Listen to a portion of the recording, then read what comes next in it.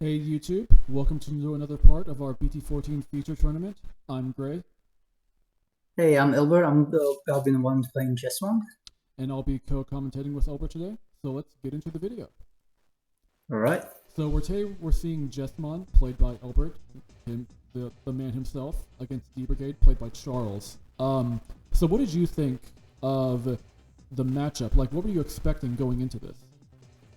Well, I know walking into this is kind of like, all right, we're both kind of like a swarmy deck, but mine is more gearing towards like a OTK variant because with the new unlimited version of the Savior Huckmon.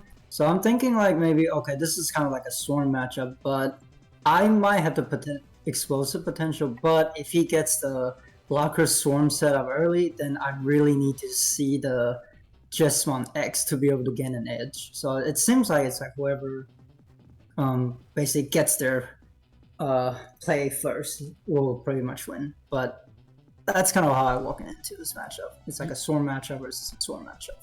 Yeah, that's actually a good point because like with D-Brigade, that's true that it doesn't OTK, but it still will do like it still will like spam out a lot of bodies, kind of like how Jesmon does. And then the power of D-Brigade is that they can like make this big field of blockers, and the danger is that they might just kill you the very next turn. So right here, you just played the BT10 CL to evolve into the starter Jesmon, and you're going to Blitz, right? Right, I believe because I'm seeing him that I think over here I have opportunity since I know the Brigade one's not out. I need to capitalize the chance and try to get as much damage as possible, which is kind of, even though I'm not a very experienced Jesmon player, from what I've seen, usually you kind of move out, you do some big damage, get the system out, and then if your opponent don't deal with your board, you typically win most of the time, but the downside is you pass opponent most of the time, like at least 3 to 4 memories sometimes. Yeah, and here we're seeing one kind of downside of the D-Brigade deck. Like, they were able, the Breakadramon kills play cost 7 or less, but it has a really hard time deleting level 6s. So, like, he killed your Sistramon, but that really doesn't hurt you that much because you can just attack and play it out again from trash thanks to your Inherit, or from Jesmon X. Right, and here you can see like it's really the Jesmon X is really important because now I'm thinking, okay, it doesn't now since I have the piercing pieces, I don't really have to worry about blockers because it's like, okay, if you block, I still pierce, and I can continuously sister mons. Yeah, and this is actually an opportunity where I think you had something different you could have done because you had the BT13 Savior Inherit, so you should have swung Jesmon, used the Inherit to play that sister from trash, then that sister effect evolves into Jesmon X. So that could have let you got 2 security checks instead of just doing the 1 check. Right, yeah, that comes into play, like not being super experienced. Like I'm definitely missing some of the most efficient plays, but overall I still really like how the deck plays. And I did want to comment that I know most of the time people say, "Oh my God, Jesmon OTK is coming back." After playtesting a couple of times, I wouldn't really call this an OTK deck. Yes, you get the potential to OTK like easier, but most of the time it's just because the deck can't really run memory boost, and like 9 times out of 10 you're passing the turn, so it still feels like you do your play, do some damage, get the bodies out, and then your opponent don't deal with it, you kind of just win the game right there. Yeah. Now, unfortunately, D-Brigade was not in a situation that they could climb up, so Charles literally had to hard play the Brigadramon just so he can get a field of blockers. He was pretty lucky with the end of turn mill. He did get Commandramon and another Tamahime, but we'll see if this ends up being enough because you've now got 2 Jesmon X that both have piercing, and we got 5 sisters, 4 of which can attack this turn, I believe. So he's got like a lot to deal with right now. Right, yeah, there's a lot. Oh yeah, when I hit the option right here, I was worth okay, the Digivolve, it's not too bad. I have two big bodies, whichever one I hit Digivolve is fine over here.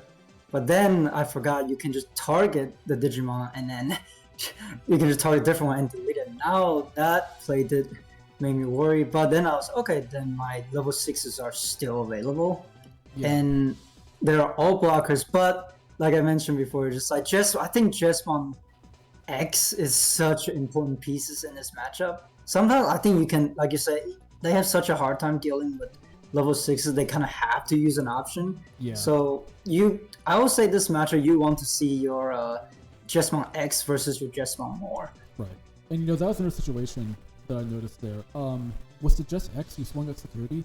You actually could have just swung directly into the Brigadier to like force him to block. Yeah, this is the case. I think I'm just thinking that, I mean, if he doesn't block, I just go for it anyways. You have like such a huge advantage, like you don't even like need to do like the perfect play. But I'm just like commenting some things because you know, it's easy for me to notice these things because I edit the video, so I just like will watch it over and be like, wait a minute, he could have done X and Y and Z. Oh yeah, definitely. Yeah, and it's like, yeah, even playing this matchup makes me know, man, this deck can have so many efficient plays that you really have to like. It's not like a easy just do the line, swarm, and play. There's actually a lot of efficient play that distinguish between like an experienced Jesmon player and like a new Jesmon player. Yeah, so you got the game one there. You were able to like kind of respond to everything he did pretty well. It was kind of easy for you to just like pick apart his field whenever he like did something. Because the funny thing is that like while the new D-Brigade inherits does give good protection, it doesn't actually do much to protect against battle. That's the funny part. And that's true, yeah. Really good at like getting rid of things in battle. Yeah, and I believe back then I have a lot of people kind of discuss about it. Like in the beginning, we're kind of thinking that D-Brigade is going to be like unstoppable, like, but it's really, in a sense, yes, but it's kind of like once they do their play, if you can stop them, that's actually a pretty huge tempo swing against them, because like they kind of, after they did and they're actually more pieces reliant now with the current build. So if you can stop their momentum, you've kind of put them in a position where like they're really behind. But that's of course, if you can deal with the first board. If you can, then it just kind of snowball out of control. Yeah, and speaking of momentum, you're about to do a big push here. You just got 2 checks for the Jesmon, unsuspend from the Savior Inherit, and it looks like you're gonna swing again, I'm guessing? Yeah, over here, I believe I'm thinking, okay, I actually don't pass turn. I remember my thinking is, okay, let me go into this, play something from trash, and then it's such a rare opportunity to go into the starter just and not pass him, so it's kind of, okay, I can potentially take huge damage. Yeah, and then it looks like you might just have game because you've got Chimera, and I see the Blitz on the enhance, so that's just it. So, and then, yeah, right after I mentioned that, this deck is kind of hard to OTK, and then, well, it actually happened. Yeah, that is a turn 2 Jesmon OTK. So, folks, it can happen. Yeah, it sure can happen. So that was a really clean 2-0 by Jesmon. Like, I have to admit, Jesmon has done, like, better than I expected. It was able to beat through Wargrey and then beat through D-Brigade. We'll see if it can beat 4K Dragons. Like, I'm curious to see how that's going to go. Yeah, so what's some closing thoughts you have? I don't know, it is like, I think I can definitely see why people wanted that Saber Hawkman hit so bad. It's just, I wouldn't say it's like a broken card, really. But I guess like, well, back then I guess the meta was slower, so just being able to potentially do turn 1 go into a level 4, turn 2 go into a level 6. Even though you give your opponent, let's say, 3 or 4 memory, you're swinging for 2 checks. You have 2 level 4s out, and then that's already like 3. You put your opponents at the 3 securities. So next turn, you do it again, 2 checks with your Jesmon, and then you can either just do Sistermon, swing, that was game, or even if that doesn't happen, you can Chimera. So I can see why people had such a hard time dealing with like 4 Savior Hawkmon back then, for sure. Yeah, and like it's really powerful to like give red unsuspend is part of the thing too.